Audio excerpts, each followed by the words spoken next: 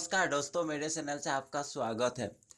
दोस्तों, हम आज आपको बताएंगे Indian arm force, arm police force और पैरामिलिट्री फोर्स की डिफरेंस के बारे में। उससे पहले आपको बता कि मेरे चैनल आप अब तक सब्सक्राइब नहीं किया है तो सब्सक्राइब कर लीजिए। ऐसे ही बहुत सारी बात आप तक पहुंचाएंगे और नया नया नौकरी के बारे में या जॉब के बारे में आप तक पहुंचाते रहने के लिए मेरे चैनल आप सब्सक्राइब कर लीजिए और वीडियो अच्छा लगे तो कमेंट और शेयर लाइक ज़रूर कर दीजिएगा। तो चलिए इन सारे के डिफरेंस के बारे में आप बताते हैं। इंडियन आर्म फोर्स का प्रमुख है प्रेसिडेंट, यानी उस समय जो होता है वही प्रेसिडेंट ही इंडियन आर्म फोर्स का प्रमुख माना जाता है। और सेंट्रल आर्म पुलिस फोर्स का प्रमुख होता है मिनिस्ट्री ऑफ होम अफेयर्स। और पैरामिलिट्री फोर्स का प्रमुख होता है मिनिस्ट्री ऑफ डिफेंस। ये तीनों ही अलग अलग का प्रमुख माना जाता है, लेकिन सबसे मेन ये है कि आर्म फोर्स का प्रमुख का सबसे ज़्यादा अहमियत है, क्योंकि वो प्रेसिडेंट ही उसका पूरे कामकाज या बाकी सारी चीज़ उसको देखना पड़ता है या देखते हैं, तो इसीलिए बहुत ही अहमियत होता है। तो इसके बारे में बताए भर्ती और उम्र हिसाब के बारे में भी बता देते हैं कि इंडियन आर्म फोर्स सबसे हैवी या मेन है, क्योंकि इंडियन आर्मी, एयरफोर्स, नेवी और इंडियन कोस्ट गार्ड के बारे में लोग बहुत ही कम जानते हैं, लेकिन तो ये आर्म फोर्स के अंदर में ही आता है। इंडियन आर्म फोर्स में भर्ती की प्रक्रिया में बता देते हैं कि इंडियन आर्मी भर्ती की 18 से 21 यानी 3 साल में ही लोगों को उसी 3 साल में आपको भर्ती होना है, यानी आपका उम्र चले जाने के बाद वहाँ भर्ती नहीं हो पाएंगे।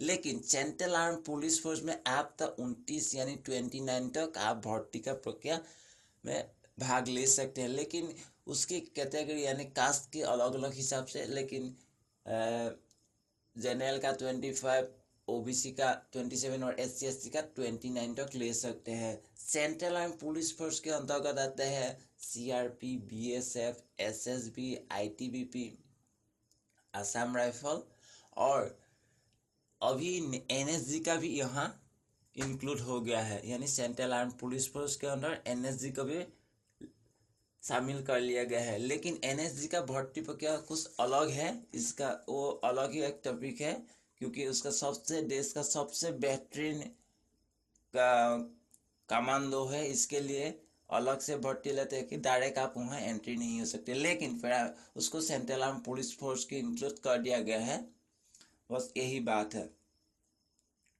और पैरामिलिट्री फोर्स के बारे में बताते हैं। पैरामिलिट्री फोर्स के अंदर आते हैं Assam rifle, Indian coast guard और SSF यानी स्पेशल फ्रंटियर फोर्स। ये तीनों का एक मतलब अपना कोई इतना रूल नहीं है, लेकिन इसको दूसरे के सहायता के लिए रखा गया है, यानी special frontier force Indo Tibet border China force में ITBP को सहायता के लिए रखा गया है। यानी बहुत ही हैवी फोर्स है, लेकिन उसका मैन पावर बहुत ही कम है, यानी बहुत ही शॉर्टेज है। लेकिन उसका जो ऐसा NSG के बाद में ही उसका नाम आता है, ताकि लोगों को जल्दी जल्दी यानी कोई ऑपरेशन कर सके, इसके लिए वहाँ बॉर्डर में उसको ITBP के सहायता के लिए रखा गया है। उसके बाद बताते हैं इंडियन कोस्ट गार्ड की इंडियन नेवी को सहायता के लिए रखा गया है।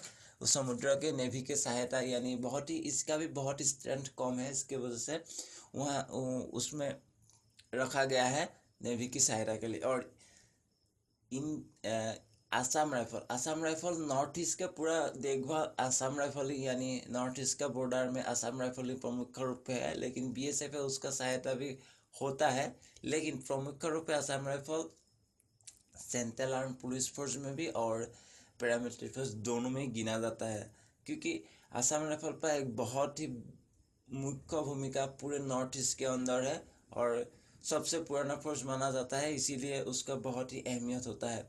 तो बाकी सारे और बहुत सारी चीज़ में पैरामिलिट्री और सेंट्रल आर्म पुलिस फोर्स में डिफरेंस है, क्योंकि सेंट्रल आर्म पुलिस फोर्स में पहले 2004 के बाद पेंशन का व्यवस्था बिल्कुल ख़त्म कर दिया गया है, यानी अभी कोई पेंशन आपको नहीं मिलेगा, लेकिन उसका अलग व्यवस्था करके रखा है। वो जनरली सर या स्टेट गवर्नमेंट या सेंट्रल बाकी में कर्मचारी की तरफ गिना जाता है। लेकिन arm force and Indian arm force में अभी भी पेंशन का व्यवस्था है, वो सबसे वो अलग करता है।